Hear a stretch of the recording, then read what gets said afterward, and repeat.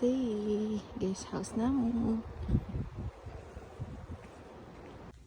Room tour dito tayo sa 5-8. All female.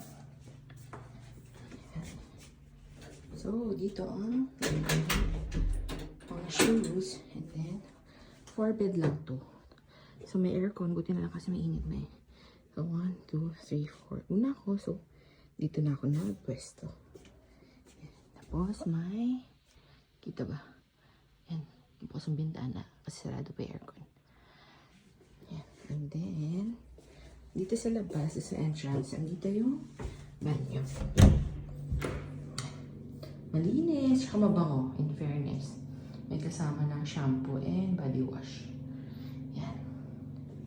Sasabi natin. So, yan. Dito to sa Namu Guest House dito sa Gyeongju. So, I'll be staying here 4 nights and I paid 5,200 pesos or 1,300 per night. So, lang. Bye! So, nandito tayo sa basement. Papunta sa common area. Meron sila pa free breakfast ng 8 to 10. So, meron dito water dispenser. Hindi na plain water. Tapos, merong eggs. Kanya-kanyang luto, kanya-kanyang linis din. Tapos, may toaster. Tapos, ito bread. Butter and jam. And then, my juice. Simple breakfast, pero filling. Breakfast for today. 3 eggs na. Tapos, may Nutella na ngayon. And orange juice.